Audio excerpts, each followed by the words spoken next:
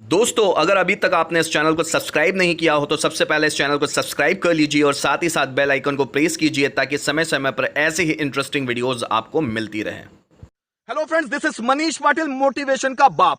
दोस्तों, हर किसी का मानना है कि जो बच्चे स्कूल कॉलेजेस में अपनी पढ़ाई में पिछड़ जाते हैं वो अपनी जिंदगी में भी पिछड़ जाते हैं और वो कभी भी अपनी गिनती सफल लोगों की श्रेणी में नहीं करवा पाते। अगर इसी बात को हम दूसरे शब्दों में कहें कि जो बच्चे स्कूल कॉलेजेस में टॉपर होते हैं वही सफल कहलाए जाने योग्य होते हैं या वही जिंदगी में कुछ कर पाते हैं। अधिकांश माता पिता इसी विचारधारा को ध्यान में रखते हुए अपने बच्चों को स्कूल और कॉलेजेस में कड़े अनुशासन में रखते हैं और उनसे ये उम्मीद करते हैं कि वो कैसे भी टॉपर बने। ऐसा करने से अधिकांश बच्चों का नेचुरल डेवलपमेंट रुक जाता है और बच्चा जिस किसी भी फील्ड में जाना चाहता है, जो कोई उसकी इंटरेस्ट की फील्ड होती है, उसका पसंदीदा क्षेत्र होता है, बच्चा उस फील्ड में नहीं जा पाता और अपने पेरेंट्स के ओवर डिसिप्लिन और प्रेशर के कारण फ्रस्ट्रेशन में ही उस फील्ड को चुन लेता है जिस फील्ड में काम करना वो पसंद नहीं करता। इसका रिजल्ट ये होता है कि बच्चा उस फील्ड में कभी भी प्रोग्रेस नहीं कर पाता और अपनी जिंदगी को बहुत ही सामान्य तरीके से जीने के लिए मजबूर हो जाता है। इतिहास भरा पड़ा है उन लोगों से जिन्होंने अपने इंटरेस्ट की फील्ड को चुना और उसमें दिल लगाकर काम किया और सक्सेसफुल बन गए। आज हम एक ऐसी ही पर्सनैलिटी के बारे में बात करने जा रहे हैं जिन्होंने 19 साल की उम्र में अपने एजुकेशन को टाटा बाय बाय कर दिया और कंप्यूटर और सॉफ्टवेयर में इंटरेस्ट होने के कारण अपने 2 साल बड़े दोस्त पॉल एलन के साथ मिलकर 20 साल की उम्र में माइक्रोसॉफ्ट कंपनी की फाउंडेशन रख दी और वर्ल्ड के टॉप बिजनेसमैन में शुमार हो गए।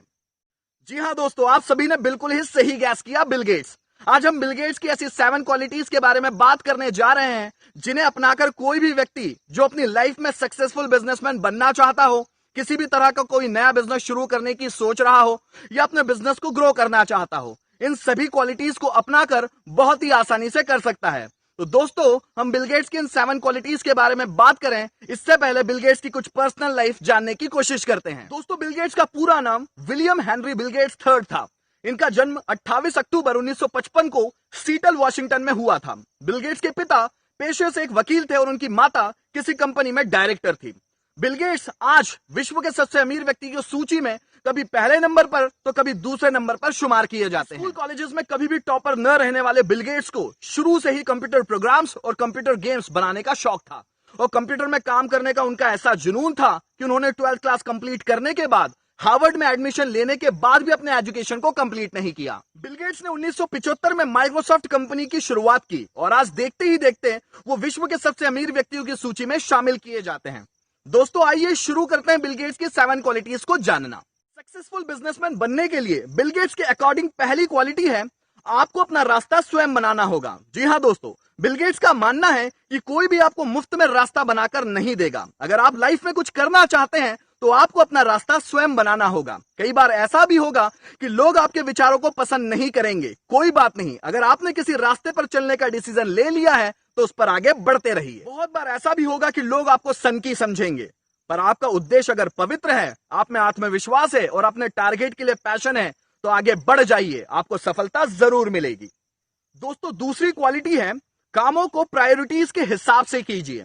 बिल गेट्स का मानना है कि जो सबसे ज्यादा जरूरी काम है उसे पहले किया जाए और जो काम बाद में किए जा सकते हैं उसके लिए आज खराब ना करें। प्रायोरिटीज पर गंभीरता से विचार करना चाहिए और उसके अकॉर्डिंग कामों को करना चाहिए। दोस्तों, तीसरी क्वालिटी है, इंस्टेंट डिसीजन लेना सीखिए।